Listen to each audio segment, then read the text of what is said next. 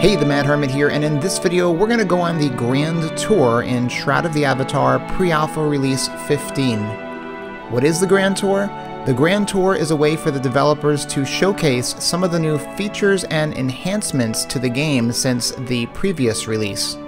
To encourage you to explore these new areas, the developers have placed tour guides in strategic locations throughout the map. Talking to one of these tour guides will start the Grand Tour quest and reveal the other locations you'll need to travel to. Once you've spoken to all tour guides, you'll unlock the rare Silver Jester Carnival Mask, which can only be obtained in Pre-Alpha Release 15.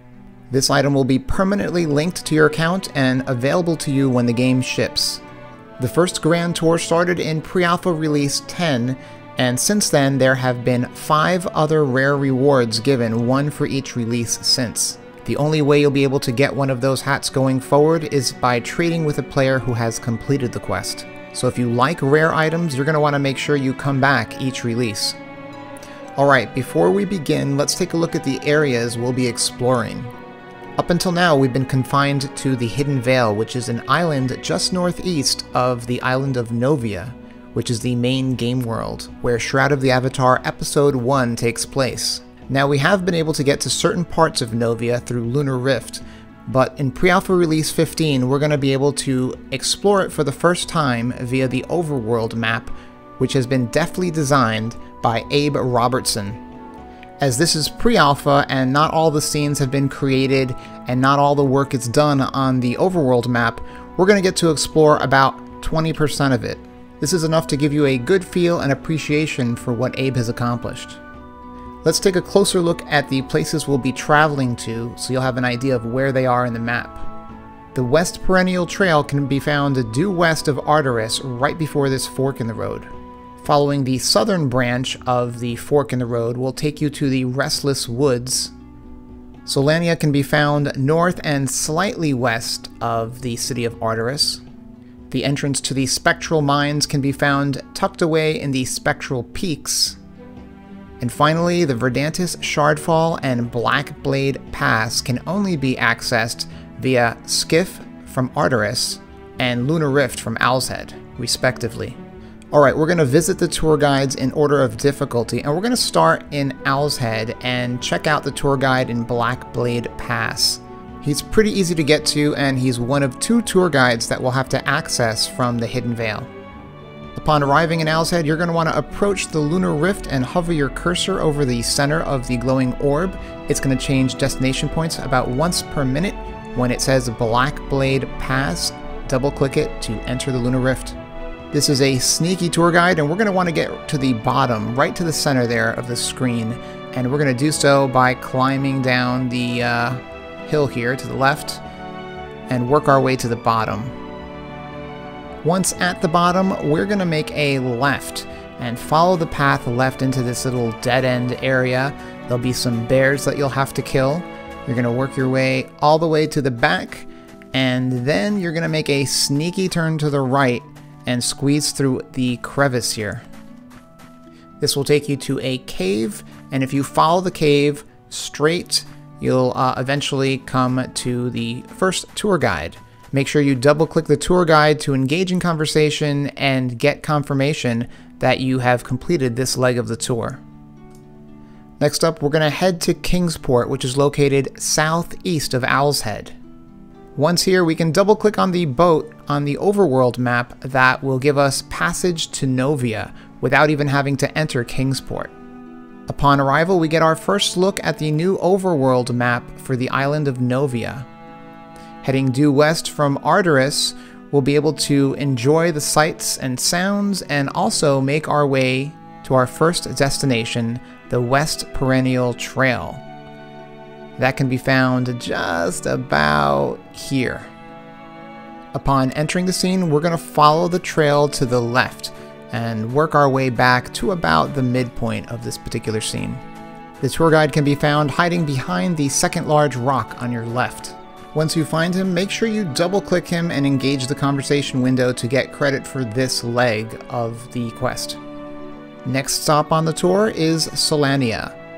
To refresh your memory, it's north and slightly west of Arteris. Once here, head to the shore and look for the Titan Sequana. If you're standing behind her as I am, then behind you will be a building where the next tour guide can be found. Again, make sure you double-click him to engage the chat and get credit for this leg of the tour. Next up is the Restless Woods. Using Arteris as a point of reference, the Restless Woods is located due west of Arteris. The tour guide in this scene is a bit tricky to find. The best way I can describe it is you're going to walk a S pattern starting from the bottom. So we're going to kind of go bottom up on this S path. As we approach this pair of large rocks, we're going to make our first turn upward by going left, and we're going to follow this road up until we can't go anymore, and then we're going to make another left. Our next turn comes at this fork in the road where we're going to head to the right. This leg of the path forms the top part of our S, so we're going to run a C pattern to complete it. Once our S is complete, if we look to the left, we'll see an exit off in the distance, but we are going to continue our journey following the road to the right. I'm going to let this run from here on in. We're pretty close to the tour guide, and I want you to see how to get out. But off to the right here, we're going to veer off the road, and if you see the ruins, there is our tour guide. You know the drill, double-click to engage chat and receive credit for this leg of the tour. Our next stop, the Spectral Mines. Heading east out of Arteris and following the road, we're going to follow it until we get to Solace Bridge. At Solace Bridge, we're going to continue to follow the road until we get to these nice yellow flowers, and we're going to make a left and cross over the water and cut through the forest.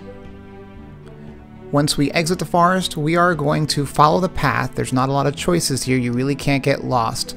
We're going to follow this path until we get to where the road splits. And once we find that little break in the path, we are going to turn on it and work our way north to the Spectral Mines entrance. Inside the Spectral Mines, the tour guide isn't too difficult to find. You're going to take that chute and throw yourself down through it and work your way around this lower level of the Spectral Mines. Cross over this bridge, try not to fall into the lava, and off here to the right and a quick left, you'll find your tour guide. The thing about the Spectral Mines is the tour guide isn't difficult to find, but finding your way out is. I'll leave that to you, but there's two ways to get out. You can find the key and then work your way back to where you started.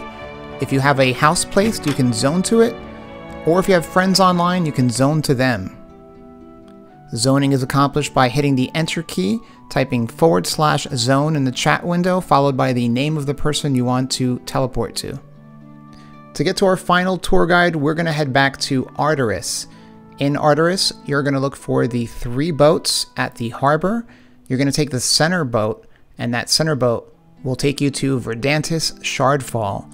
Now, this could be a really easy run or a really difficult one. Verdantis Shardfall is a PvP area, so you are in a mandatory PvP zone, but if you're lucky and no one is around, you can make a run for the tour guide by following the path to the left and straight back, and you can see him glistening off in the distance.